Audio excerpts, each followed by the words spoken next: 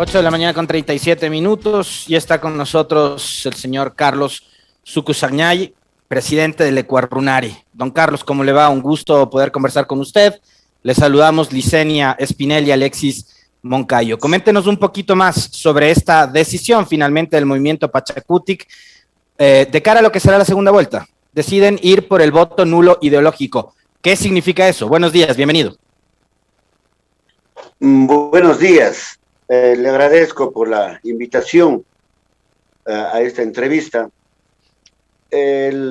Nosotros, luego de hacer un análisis con todas las estructuras orgánicas en el país, en este espacio del movimiento político Pachacutic, en el Consejo Político, así como también luego de haber hecho un análisis dentro de interno de la organización regional como es la Ecuarunari, el día de ayer participando en el Consejo Político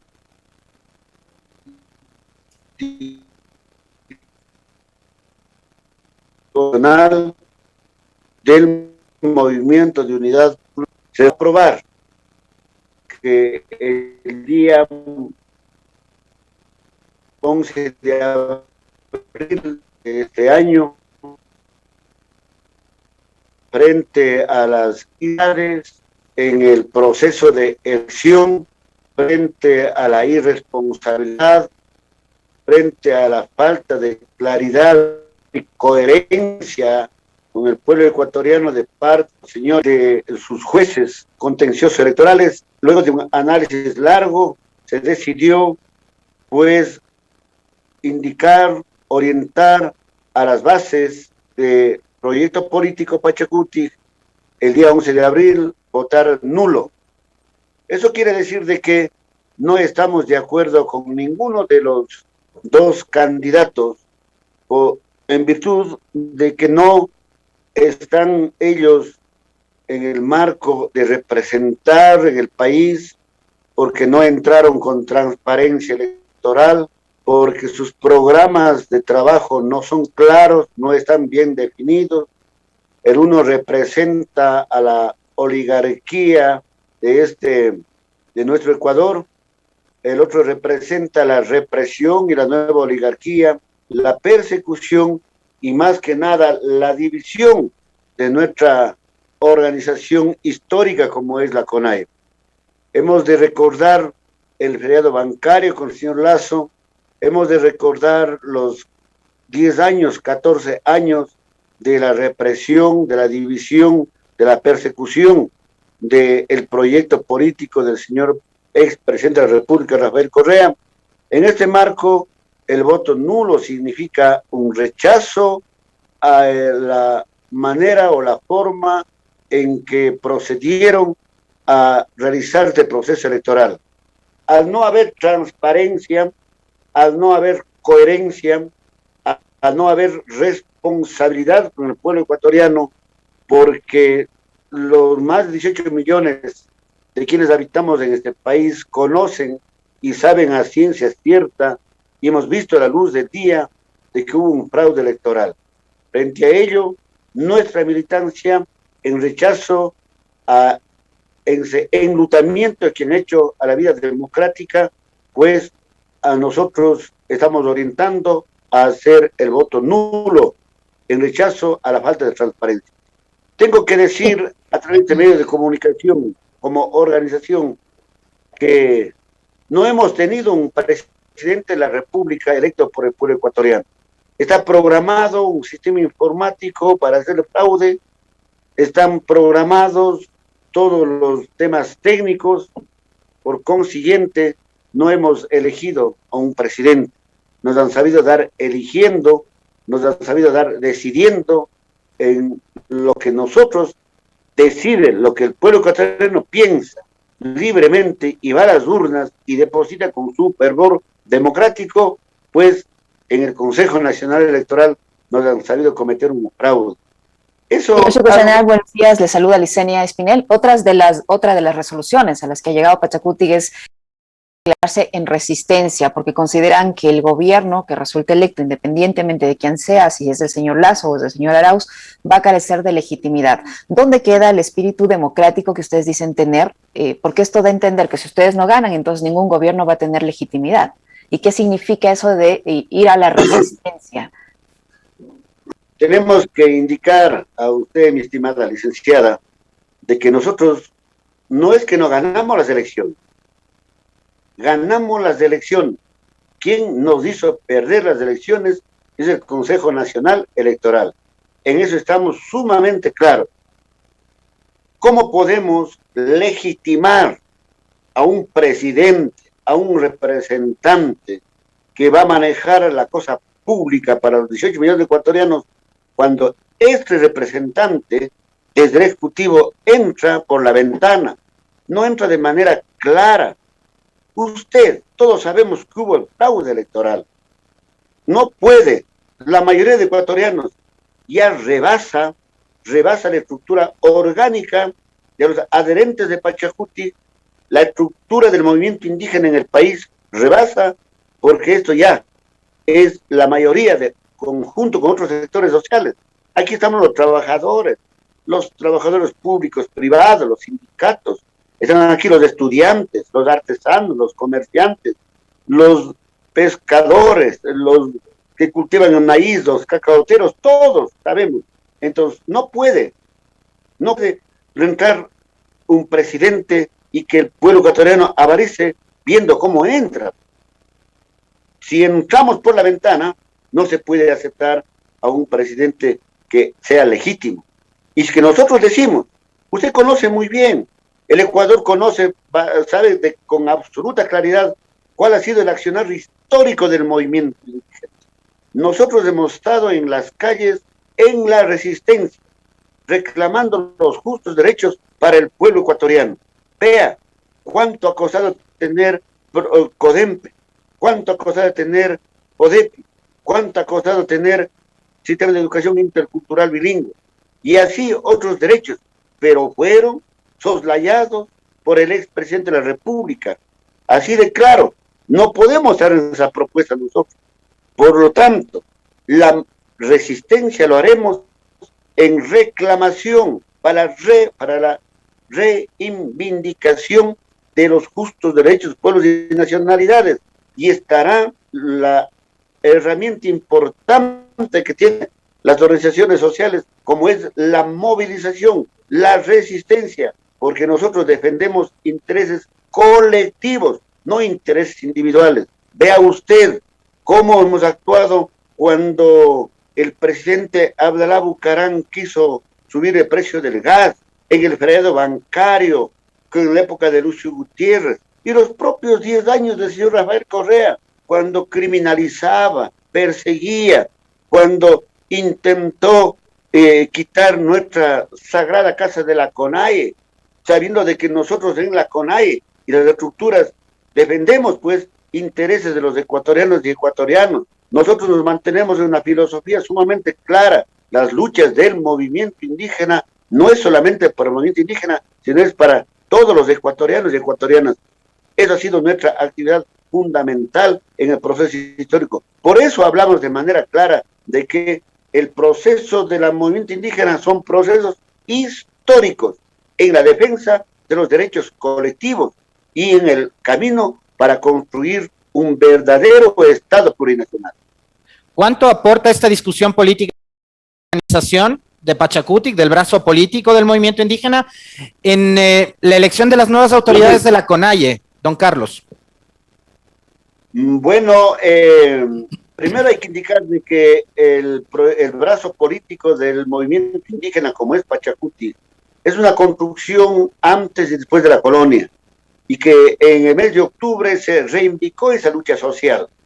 Pues ahora, en las espaldas o en el hombro del compañero Yacu Pérez, hemos puesto esa construcción de muchos años, no únicamente 2, 3 años atrás, sino de muchos años se ha recogido ese programa, ese plan económico para poner en consideración del pueblo ecuatoriano. El pueblo ecuatoriano confió, por consiguiente, no apoyó en la persona de Yacu Pérez, sino apoyó al proyecto político que fue sumamente claro. Y esto era, el proyecto político, esto era cortar de manera absoluta, concreta y clara la corrupción que existió en este país. Destapar la olla de grillos. Por consiguiente, como viene el Congreso de la CONAIE, esto significa mucho. Ahora el Consejo de Gobierno, por motivos de pandemia, se postergó y se encuentran ya en funciones prorrogadas, pues en el Consejo Político, en la Asamblea Anual de la Ecuarunari, en el Consejo Político ampliado de la CONAIE, de la propia CONAIE, pues se definió hacer el Congreso, llevar a cabo el Congreso para estructurar a esa gloriosa, a esa fuerte CONAIE que defiende los intereses colectivos el 1, 2 y 3 de mayo. ¿Eso qué significa? Significa de que el movimiento indígena, con elecciones o sin elecciones, tiene que reestructurarse, tiene que estructurar con el nuevo Consejo de Gobierno y seguir su camino de lucha. Porque el fin último, si bien desde el movimiento indígena nace el proyecto político Pachacuti, pero nuestra actividad primordial, el objetivo fundamental es la defensa de los intereses de la mayoría de los ecuatorianos, luchar contra las privatizaciones, luchar contra la corrupción, luchar contra el extractivismo minero, pedir al Estado que nos devuelva nuestro sistema de educación intercultural bilingüe de manera íntegra, pedir que desde la Asamblea Nacional reformen las leyes en función y en beneficio de la mayoría de ecuatorianos, pedir que los que incumplen con el pago de los impuestos cumplan con esa obligación tributaria. En fin, existen muchas exigencias. Luchar por el agua. Son temas importantísimos para nosotros. Esa es nuestra agenda de fondo. ¿Y hay una agenda única, don Carlos? ¿Hay una agenda única o ahora mismo la dirigencia indígena está dividida entre dos visiones de forma interna? Entre la que representa Yacu Pérez, que fue el candidato presidencial, o la que representan Jaime Vargas y Leonidas Issa a partir de lo sucedido en octubre del 2019. No ha existido ninguna forma de división. Usted ve los resultados. Hemos de ver en el territorio donde pertenece nuestro hermano Jaime Vargas, tenemos allí los asambleístas y el apoyo fue rotundo para el proyecto de Pachacuti, tanto para presidente, para asambleas nacionales, provinciales y parlamentarios andinos.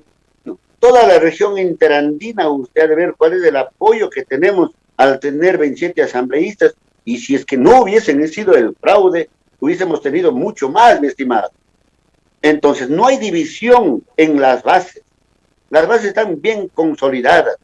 Ya, si es que quiere hacerse aparecer de que el presidente de la CONAIE y el presidente del movimiento indígena de Cotopaxi, pues ya son responsabilidades particulares e individuales, no de la actuación de ellos, pero el fondo nuestras estructuras, porque nosotros somos los dirigentes, somos los que estamos en la cabeza, pero nosotros actuamos en función del mandato de las bases. Por eso es que la Ecuarunari, siendo una organización fuerte, consolidada aquí en el país, el referente en el lineamiento político, en las propuestas para los ecuatorianos, en el acto contradictorio contra todos los presidentes de la República cuando han sido discriminados de sus derechos, desechados desde los espacios que como seres humanos pertenecemos, ahí hemos estado.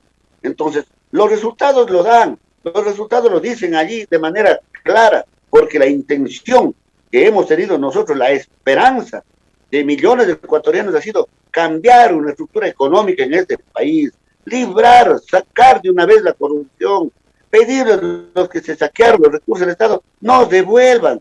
No podemos admitir de que un funcionario saque dinero del Estado y diga, y esté procesado, y para atenuar la pena diga, disculpe pueblo ecuatoriano, realmente me equivoqué, tenga la bondad de disculparme y la atenúan la pena, reconocen la obligación.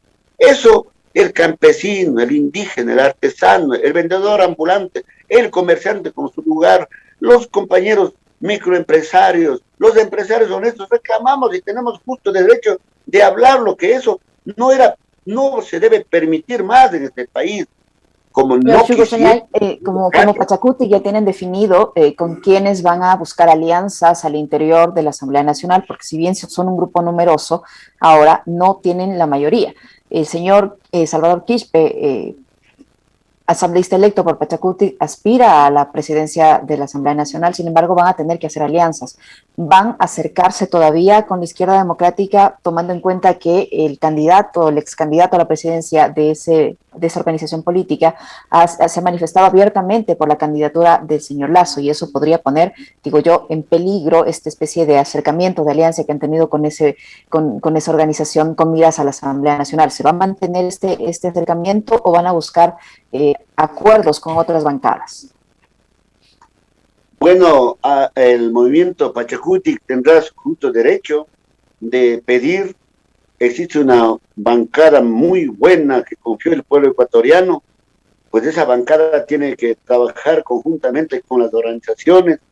Esa bancada tendrá que coordinar con los sectores sociales, porque hemos de ver que existen muchas leyes. La propia ley orgánica interna del Consejo Nacional Electoral. Eso primerito hay que cambiar, porque no puede ser posible que una ley rebase lo que dispone la Constitución de la República, que en época de elecciones la máxima autoridad es el Consejo Nacional Electoral. Imagínense, hecho la ley, hecho el mal para los ecuatorianos.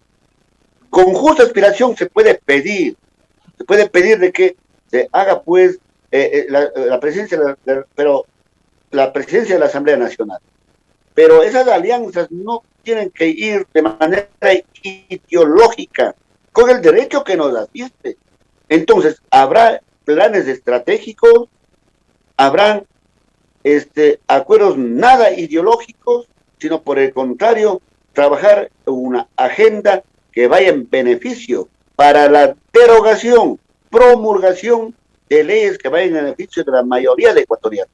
No nos olvidemos de que en ese momento la Asamblea Nacional, con los asambleístas de Unión de la Esperanza, Pachacuti, Izquierda Democrática, el propio del señor Guillermo Lasso, que están allí, tienen ellos que pensar en el país. Lo que nosotros, como organización social, vamos a exigir de que cumplan su función en la legislación, en el marco de los intereses de los ecuatorianos. Lo que no vamos a permitir es componentes políticas. La resolución fue muy clara el día de ayer a los señores asambleístas que representan a nuestro proyecto político, es de que cuidado con estar comprometiéndose con cargos públicos, con espacios de poder, peor aún todavía si es que se asoma otra vez el hombre del maletín. En eso, Pachacuti es muy tajante. Respetar la soberanía del pueblo ecuatoriano, respetar la voluntad, trabajar con transparencia, porque ese es uno de los baluartes importantes del proyecto político. Don Carlos. La transparencia con el ciudadano ecuatoriano. Desde la semana pasada, nosotros aquí en este espacio, con Licenia, y la gente que nos ve y nos escucha, tiene la misma inquietud con respecto de un evento que sucedió justamente hace 8 días, en que la Defensoría del Pueblo y la Comisión para la Verdad y la Justicia, que investigó los hechos de octubre del 2019, presentaron el informe en donde se establecen las responsabilidades del Estado y del gobierno de Lenín Moreno con respecto de la represión brutal que enfrentaron los manifestantes durante aquellas protestas de octubre. Estaban invitados dirigentes indígenas de varias organizaciones que fueron además protagonistas de esa movilización de carácter nacional, y ustedes no estaban presentes, nadie de ustedes. ¿Por qué no estuvieron y por qué tuvimos que esperar 7 días por una carta emitida por la CONAIE con respecto del contenido propio del informe presentado? Cuando un gobierno toma decisiones económicas que afecten el bolsillo de los ecuatorianos, que vayan en desmedro de los más pobres, entonces allí está el arma de los sectores sociales, que es la resistencia a través de las grandes movilizaciones. Si es que el presidente Lenín Moreno, que va a terminar ya sus funciones de dirigir a los ecuatorianos, tomó la decisión de retirar los subsidios a los combustibles, acatando un mandato de las políticas del Fondo Monetario Internacional. ¿Qué pasó allí? Todos los ecuatorianos sentimos afectados y salimos a las calles. Entonces, el movimiento indígena como ha resistido de manera histórica, porque el proceso de lucha del movimiento indígena tiene una característica fundamental de la resistencia, sin la violencia. Allí entonces el Estado, pudiendo en ese momento derogar antes de que exista asesinatos, agresiones de parte de la fuerza pública, pudiendo decirles al siguiente día, esto me equivoqué, señores del Fondo Monetario Internacional, esto no puedo hacer con mi pueblo, son mis hermanos, son mis conciudadanos, derogaba ese decreto y no pasaba absolutamente nada, para hacer lo que pedimos que haga el siguiente día, cuando tomó la decisión, y hace después en 11 días. ¿Por qué? Porque era presión del Fondo Monetario Internacional. Esa movilización ya fue de las bases, rebasaba la convocatoria que hacía tanto la CONAI y sus estructuras, porque los ciudadanos ecuatorianos salieron a las calles a protestar. Allí existen los informes que hubo excesos de la fuerza pública, es decir, a través del Estado, la Defensoría del Pueblo, pues, tomado una decisión, pues, y ahora nosotros hemos dejado en manos de los funcionarios, en manos de la Defensoría Pública, en manos de la Comisión de Derechos Humanos, en manos de las instituciones internacionales que la conocen muy bien, y vamos a esperar de que se haga justicia con nuestros propios hermanos y hermanas, porque pero ¿por qué no estuvieron presentes en la invitación que les hizo la Defensoría? Y fíjense ustedes que también fue invitado Guillermo Lasso y Yacu Pérez, y tampoco asistieron. No, nosotros no hemos estado porque creemos de que la institución tiene que cumplir con su obligación. Tiene que cumplir. Nosotros hemos dado todos los aportes necesarios. Nosotros hemos dado todas las facilidades y el propio Estado, y a través de la Defensoría Pública, que es de defensores ecuatorianos, tiene absolutamente todas las herramientas para juzgar a quienes cometieron excesos en esa movilización. Lo que nosotros decimos es que la movilización fue provocada desde el propio Estado. Nosotros no hemos salido sin motivo. Quítese el decreto. ¿Para qué vino el decreto? Porque nosotros convocamos a defender los territorios contra el extractivismo minero para el 14 de octubre, pero sin embargo el 2 de octubre adelantó esta medida económica. ¿Sería puesto de acuerdo con el expresidente o era una imposición violenta, rápida, exigida del Fondo Internacional, de la política neoliberal? Pero lo dieron eso. Si dieron eso, entonces nosotros, ¿qué teníamos que hacer? Salirnos a protestar, porque efectivamente afectaba. Y todas las organizaciones, imagínense usted, mi pueblo, mi parroquia Taday, la provincia del Cañar, en los territorios paralizados. De ahí que nosotros hicimos de que deroguen ese decreto, cuyo derogación del decreto pues benefició a la mayoría de ecuatorianos. Así es que, si es que bien nosotros no hemos estado en esta convocatoria que lo hizo la Defensoría Pública, nosotros, pero dejamos en manos de ellos. Nosotros no estamos exigiendo porque pensamos de que el defensor público tiene la obligación, tiene el derecho de defender a quienes hemos sido causado daño de manera injusta, por reclamar un derecho, por pedir de que el Estado no criminalice por una lucha social bien justificada, porque afectaba la economía de los ecuatorianos. Así es que nosotros vamos a continuar exigiendo, la lucha social no termina, la resistencia continuará.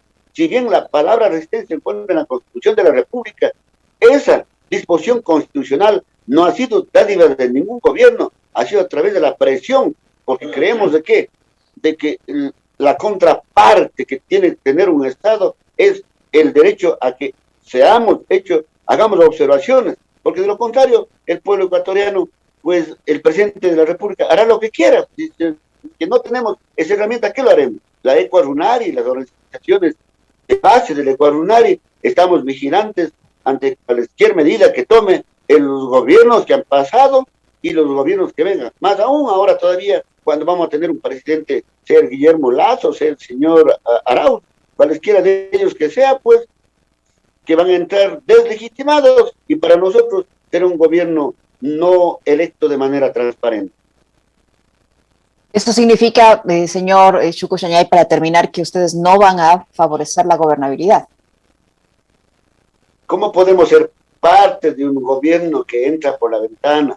¿Cómo podemos ser parte de un gobierno, ni vamos peor a ser parte de una gobernabilidad cuando no existen programas claros, cuando vienen las privatizaciones, cuando sabemos de que nuestro territorio se encuentra hipotecado para 20, 25 años en lo referente a las minerías?